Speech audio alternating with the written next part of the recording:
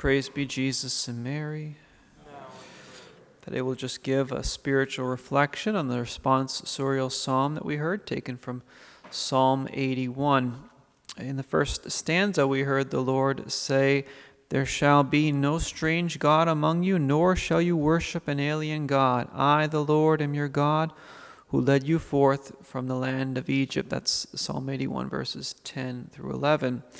Clearly, the Lord is referring here to the first commandment, which forbids the false worship of gods and forbids practices like the use of tarot cards, the Ouija board, palm readings, horoscopes, superstition, witchcraft, satanic practices, sacrilegious, idolatry, and the like, all of which, of course, are serious sins. A more subtle form of idolatry that we have to be aware of does occur when we're actually willing to sin, when we're willing to offend God in order to please another person or in order to maintain a relationship with another person. Any relationship in which we're willing to offend God rather than offend the other person in our lives is, in a certain sense, idolatrous. We're putting that person ahead of God. We're giving that person the place that God should only have in our hearts and in our lives. So what happens when we sin repeatedly against this first commandment? Well, the next stanza of the responsorial psalm actually tells us. It says, "My people," quote, "heard not my voice, Israel obeyed me not, so I gave them up to the hardness of their hearts. They walked according to their own counsels." Psalm 81, verses 12 through 13. When we sin against the Lord, obviously any sin weakens our relationship with the Lord, and mortal sins, serious sins, well, they ruin our relationship with God. When we do that, in response to our sin, God withdraws His grace from us. You can think of it like a kitchen faucet sink. If you turn the faucet up all the way, a full stream, that's like God's grace pouring into our hearts. When we commit venial sins, it's like we close the faucet a little bit more and more. When we commit a mortal sin, it's like shutting the faucet off completely. We shut off the water. God's grace is what keeps our hearts tender and pliable and open. When He withdraws His grace because we've closed the faucets in a certain sense, because we've sinned seriously, what happens? Our hearts become hard.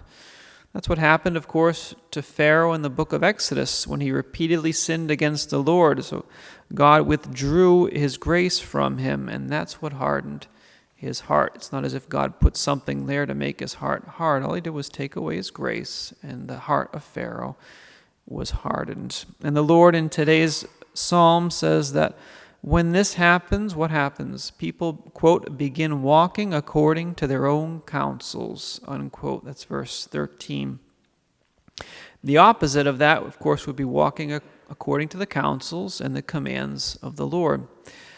When we live and make decisions according to what we think is right and good and not according to what God thinks is right and good, that's when we become what the spiritual writers say, we become spiritually blind. We can still see with the eyes of our body, but we can't see anymore with the eyes of our soul. We lose our ability to distinguish right from wrong, to distinguish good from evil. What's the answer to that spiritual blindness? Well, the answer to that spiritual illness is found in the next stanza of the responsorial psalm, when the Lord says this, quote, "If only my people would hear me and Israel would walk in my ways." Verse 14. We need to open our hearts. We need to hear the Lord's voice again and learn to walk again in His ways. We saw last week when the Lord appeared in a dream to King Solomon. He said to him, "Ask something of me and I will give it to you." In 1 Kings 3 verse 9, we heard Solomon's response. Solomon asked the Lord for an understanding mind, literally in Hebrew, a listening heart. A listening heart is a heart that's open to the will of God, that desires to know God's plan, that desires to cooperate, that desires to be a part of God's plan. And of course, hearing the word without putting it into practice is essentially useless. It's akin to what King Herod did when he listened, and he went and would listen to John the Baptist in prison. He said Herod actually liked listening to the Baptist. But what happened? Instead of obeying the Baptist, he chose to obey the daughter of Herodias when she asked for the John the Baptist's head on a platter. St. James says in James 1:22, "Be doers of the word, not merely hearers who deceive themselves." And even Jesus asks us in Luke 6, verse 46, he says, "Why do you call me Lord, Lord, but do not do what I tell you?" Why do you do that? He asks. So how can I say that Jesus is Lord and that I hear his voice, but at the same time I refuse to do what he tells me to do? At the same time I refuse to break away from sin, refuse to break away from sinful relationships either. I need to actually hear and put into practice what God himself says. When I do that, the Lord says this, quote, "Quickly I will humble their enemies, and against their foes I will turn my hand," verse 15. So, translation, God will take care of us. God will take care of me if I choose to live life his way.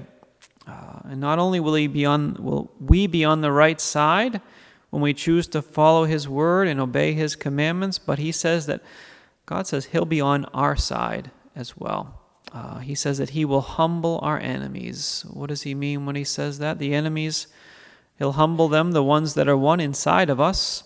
For example, our disordered desires, our vices, all the things inside of us that are not pleasing to God. God will humble those, and he'll also humble the enemies that are outside of us. He will, quote, "turn his hand against our foes," as he says in the scriptures. So today let's ask Our Lady, let's ask her, the Queen of Listening Hearts, we can call Our Lady. Let's ask her the grace to be open to God's words and to his guidance for us, and to put into practice the good things that he tells us to do. Praise be Jesus and Mary.